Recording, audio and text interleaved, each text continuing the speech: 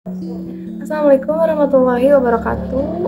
Halo, perkenalkan nama saya Intan Nur Ayani dengan NPM 8820123014, mahasiswa semester 4 dari Program Studi Pendidikan Bahasa dan Sastra Indonesia.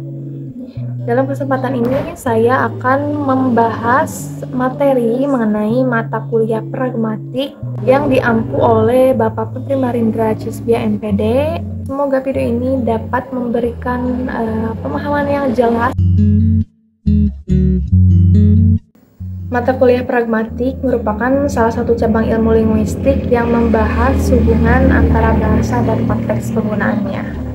Dalam kajian pragmatik, bahasa tidak hanya dilihat dari struktur kalimat, tetapi juga dari bagaimana bahasa itu dipakai dalam situasi komunikasi nyata. Pokok-pokok bahasan yang dipelajari dalam mata kuliah ini meliputi pragmatik, tindak tutur, implikatur, presuposisi, entailment, deixis, kalimat analitis, kontradiktif, dan kalimat sintesis. Pokok bahasan yang akan dibahas mencakup konsep dasar, teori pendukung, serta contoh penerapan dalam situasi komunikasi nyata sehari-hari. Nah, setiap topik tersebut memberikan pemahaman mendalam mengenai bagaimana makna dapat dipengaruhi oleh konteks, maksud pembicara, serta tanggapan pendengar dalam proses komunikasi. Sekarang kita bahas mengenai pragmatik terlebih dahulu. Jadi pragmatik itu adalah cabang ilmu bahasa yang mengkaji bagaimana bahasa digunakan dalam konteks komunikasi dan bagaimana makna tuturan dipengaruhi oleh konteks tersebut. Objek kajiannya adalah makna dalam komunikasi, terutama makna yang tidak secara eksplisit tertuang dalam kalimat, tetapi dipahami melalui konteks. Ciri-ciri pragmatik.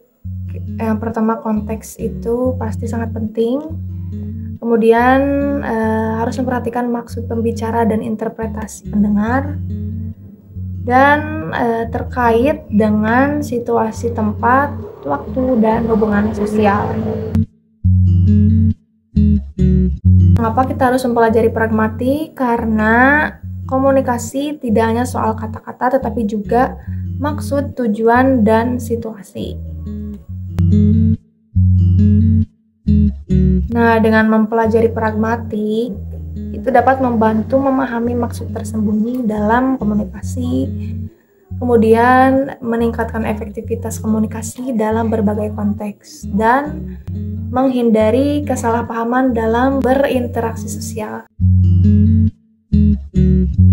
Teman-teman, salah satu topik penting dalam kajian pragmatik ini adalah tindak tutur atau speech act, yaitu tindakan yang dilakukan melalui ujaran. Konsep ini pertama kali diperkenalkan oleh John Langshaw Austin dan kemudian dikembangkan lebih lanjut oleh John Shirley. Menurut teori ini, saat seseorang berbicara, ia tidak hanya mengucapkan kata-kata tetapi juga melakukan tindakan melalui ucapannya. Tindak tutur dibagi menjadi 3 jenis. Pertama, tindak tutur lokusi.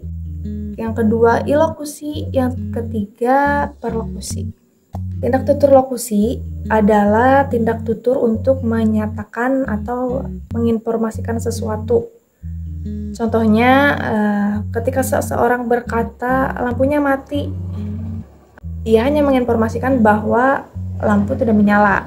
Kemudian yang kedua, tindak tutur ilokusi, yaitu selain untuk menyatakan atau menginformasikan sesuatu, ada juga maksud atau niat pembicara di balik ujaran tersebut. Dalam contoh yang sama, lampunya mati bisa jadi bermaksud meminta seseorang untuk menyalakan lampu. Yang ketiga, tindak tutur perlokusi, yaitu dampak atau efek ujaran tersebut terhadap pendengar. Misalnya setelah mendengar kalimat tadi, lampunya mati, pendengar langsung bangkit dan menyalakan lampu. Ada contoh lain, misalnya dalam kehidupan sehari-hari, saat seorang teman berkata, udara di sini panas banget ya. Ucapan ini secara literal hanya menyatakan kondisi udara atau bisa disebut lokusi, tetapi bisa memiliki maksud agar kipas atau AC dinyalakan. Ilokusi. Kemudian pendengar pun menyalakan kipas angin. Nah, lalu perlokusi. Selain memahami bahwa tindak tutur terdiri dari lokusi, ilokusi, dan perlokusi, kita juga perlu mengetahui bahwa John Shirley membagi tindak tutur ilokusi menjadi 5 jenis berdasarkan fungsi komunikatifnya. Yang pertama adalah ilokusi representatif, yaitu tindak tutur yang digunakan untuk menyampaikan informasi atau sesuatu yang diyakini benar oleh penutur. Contohnya seperti langit berwarna biru. Ucapan tersebut menunjukkan bahwa penutur meyakini dan menyampaikan fakta. Kedua, ada direktif. Jenis ini digunakan ketika penutur ingin agar lawan bicara melakukan suatu tindakan. Contohnya, tolong ambilkan bukunya. Kalimat ini mengandung permintaan atau instruksi dari penutur kepada lawan bicara. Selanjutnya adalah ekspresif. Nah, jenis ini digunakan untuk mengungkapkan perasaan, sikap, atau emosi penutur terhadap sesuatu. Contohnya, maaf ya, aku datang terlambat. Nah, di sini penutur sedang menyampaikan rasa bersalah atau mungkin empati. Jenis yang keempat adalah deklaratif.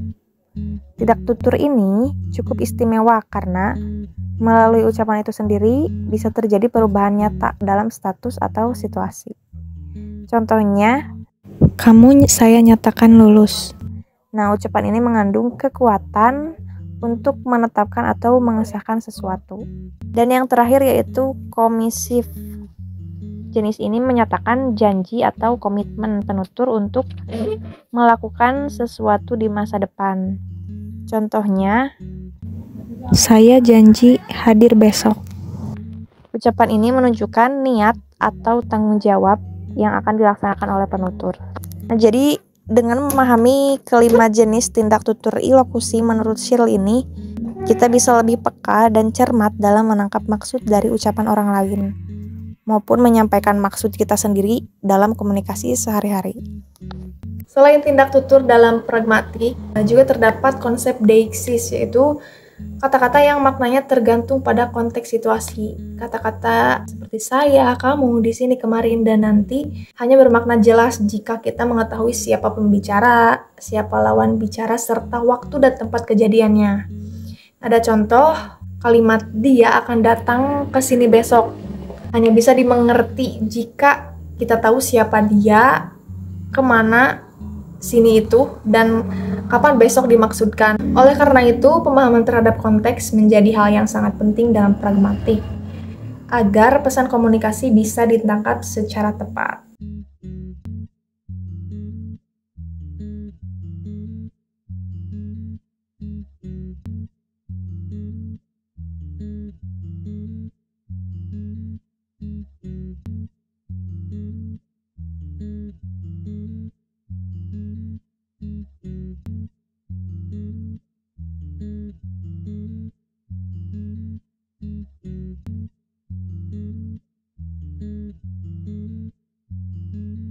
Dalam pragmatik, konteks adalah kunci utama.